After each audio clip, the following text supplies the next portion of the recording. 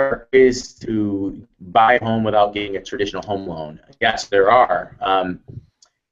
There are a number of ways to do that. I'm a big proponent of the lease option. The lease option is not a formal purchase of property. I do want to stress that. It is still a lease, but it is a lease with the option to purchase, which gives you buyer's rights and it gives you control. So it gives you the control of property where a typical lease, a typical rental lease does not do that. So if I can't get conventional financing, an alternative to that would be for me to enter into a lease option agreement, which we just previously spoke about, where I can enter into an agreement with a seller, and during the duration of that lease option agreement, I have a considerable amount of time to be able to restructure my credit score, restructure my credit history, so that I can legitimately go to a conventional source and buy out that investor and then pay less money for the same property. The other alternative is to actually enter into a purchase of real estate by virtue of something called seller financing.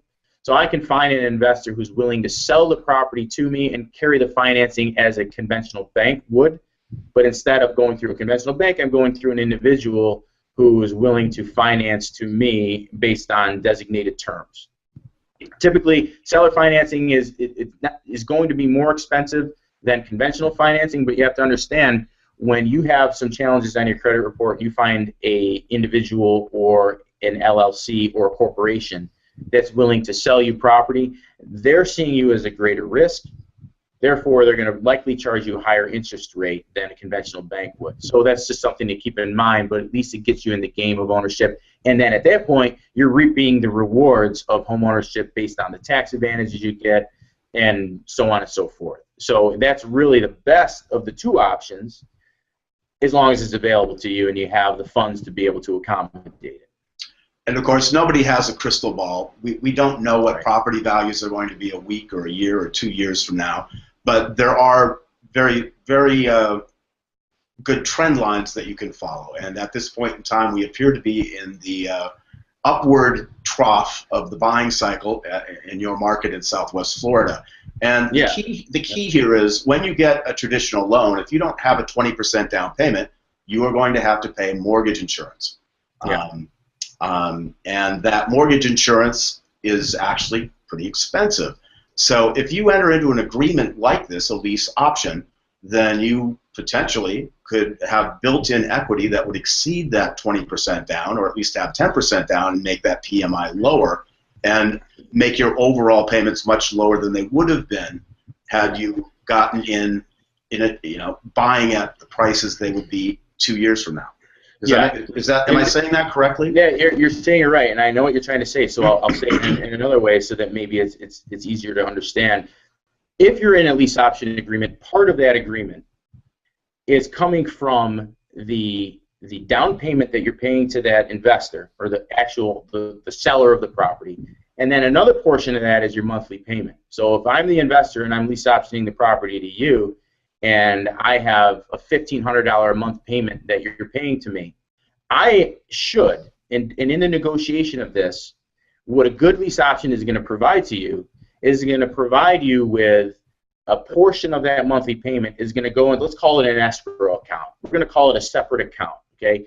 So instead of that $1,500 a month all coming to me in the form of just cash that I'm going to deposit into some account, and that's your rent payment, maybe only $1,200 of that is towards the rent. Now I've got another $300 that's going into a separate account that's going to go towards the future purchase of this property. So let's say it's a 3-year option. Well, and I'm going through 3 years of payments, and I get all the way to the 3rd year of this lease option, and then on the last month of that 3 years, I'm ready to exercise my option to purchase. Well, I've got $300 a month that's been allocated to this fund, which we're going to use towards a down payment. We're going to use the $5,000 or whatever your initial down payment was towards the down payment, and depending on the sale price that we agreed on, we will be either very close to 20%, which is going to be verifiable with the bank, or we're going to be at the 20%. So it's just a great way for you, it structures a savings for you within this lease option. If you're not the most responsible with money, it forces you to be responsible with money, because it's my intention and it's my motivation to get you to purchase my property and buy me out, and it's your motivation to get your credit good and to be able to actually buy me out in the process. So we both have an incentive to make this work. So I'm going to force some of that monthly payment into an account that's going to work in your favor in the end when you go to exercise your option to purchase. If you don't exercise your option to purchase, it's all gone. You've lost everything. You've lost a down payment, and you've lost that amount of money that was in that monthly payment that was being allocated to this fund. So again, instead of losing all that money as you would to rent, it's another incentive for you to not lose that. It's a great program because it holds you accountable for your own finances as it pertains to that house. And does that make sense? It does, and it leads into the next question about how careful one needs to be when selecting a realtor. Because number one, not all realtors, and in fact most realtors aren't going to make this option available to you. They're not even, it's not even on their radar. Number two, a lot of prospective buyers look at this and think, oh well, they just want it. I'm going to get into this and I'm not going to be able to get a loan 2 years from now, and they just want to get my money. So the point here being that you work for a mortgage company. That mortgage company is not going to get paid unless they get you into a home using a home loan. And so it has to be a win-win for everyone. And so when they call Luke Gross at Record Results Real Estate in Cape Coral, Florida, you're going to be joining his team and finding out if this indeed will work for you or not. Walk us through the steps. How careful do they need to be in selecting a realtor? And then that goes hand in glove with you're working also with a mortgage broker and with your team. Could you run that down again? Yeah. Well, how careful do you need to be in selecting an agent or a realtor? Well, you need to be careful, and depending on what it is you're trying to do, that realtor or that agent should be knowledgeable in what it is you're trying to do. Not every realtor wants to be in the same business. Like, we're not going to find, you're going to be hard pressed to find a realtor that's knowledgeable about lease options and even wants to engage themselves in business like that. You're also going to be hard-pressed to find a realtor that is knowledgeable about everything. You've got realtors that are great at listings. You've got realtors that are great at representing buyers.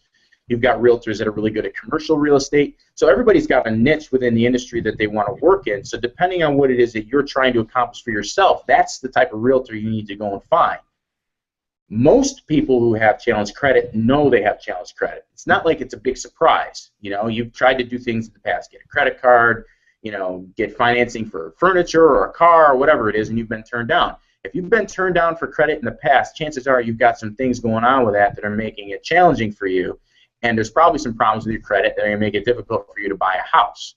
So if your intention is to own property, then you need to work with a realtor like Luke Gross, like myself, who's willing to work with buyers who are not ready to buy today, but are close. You may be ready to buy today, or you need to find an alternative like lease options or seller financing. So now, the second part of that is working with mortgage brokers. Well, part of this is I'm working hand in hand with them. See, the mortgage brokers I work with are not looking to have their commission paid today. They're willing to invest some time in working with you and giving you advice to repairing your credit so that during the duration of whatever arrangement we come to, they're working with you as, consider yourself a savings account for them. They know that if they work with you for 6 months, a year, 18 months, whatever it is, that when you get to the end of that, you're going to have a developed relationship with me, you're going to have a developed relationship with my mortgage broker, and you're not going to go anywhere else because you're going to trust their system.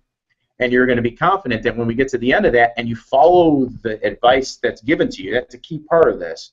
You need to follow the advice. You need to take the steps that are being laid out for you. And if you do those things, then you're going to be successful. And you're going to be able to buy either the house that you're in or something else. But either way, we're going to be able to accomplish your dream of home ownership and get you back to where you should have been all along before we had some of the problems that we had that were probably out of your control anyway.